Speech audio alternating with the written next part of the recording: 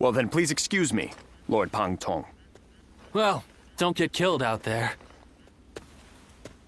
Oh, speak of the devil. Greetings. Lord Shi Huang. This is the prodigy I mentioned. As good a time as any for a talk, no? Wait. This is the one? Pardon my rudeness. I am Shi Huan. I serve under Lord Li Jue. I had been conferring with Lord Pang Tong regarding some concerns, and I had heard much about your exploits in the process.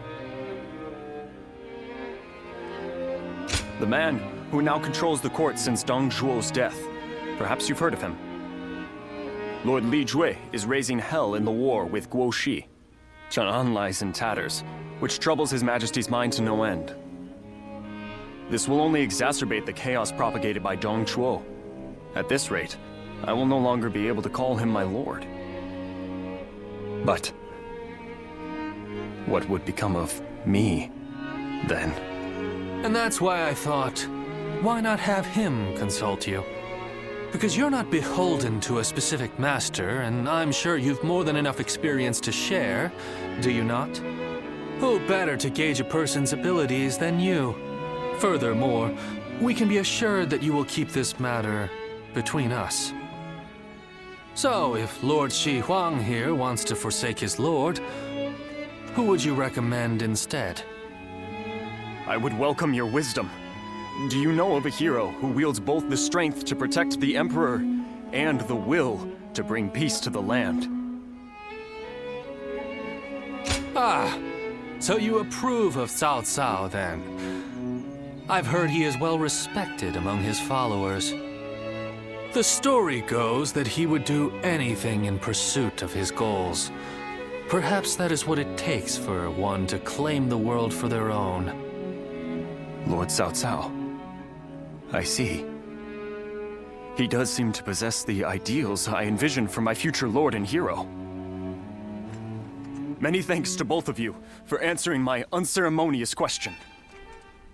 Meeting you here must have been fate. I would enjoy discussing other matters with you whenever we may meet again.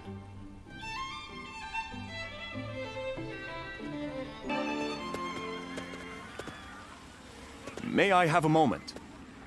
It is truly fortunate for us to meet again. I must ask your forgiveness for the last time we met, when I simply stole your sage advice and fled. That was nothing short of insolent. For that, I must apologize. After all, it is thanks to you that I am here, serving under Lord Cao Cao's command. Surprisingly so. In fact, he saw the warrior in me and took me in, despite our former opposition. Counting on Lord Cao Cao was the right thing to do. You can see in his eyes that his ambitions do not waver. And I have you to thank for showing me the way. Words cannot express my gratitude. I hope to dedicate myself to this land and to our leader. I shall continue to better myself so that I may help Lord Cao Cao on the way towards his total conquest. I appreciate your advice. I will say that I am but a newcomer and still in the midst of training. But if I may, I wish to cherish my friendship with you as comrades on a path to bettering ourselves. I thank you and hope for your guidance.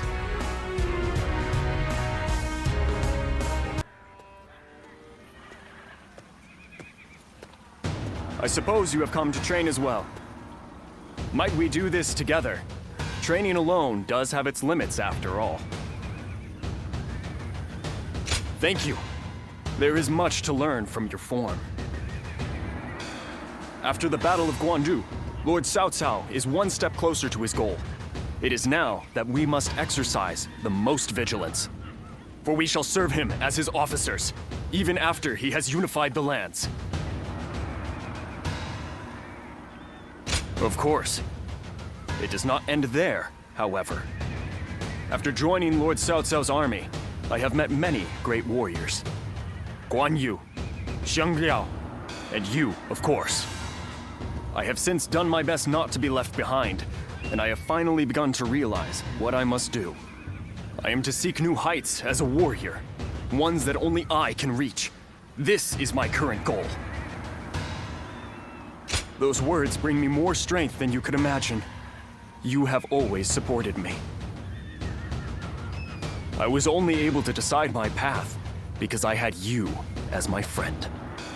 Since our encounter at Shui Jing Retreat, and even after I entered into Lord Cao Cao's service, you've helped this fool immeasurably.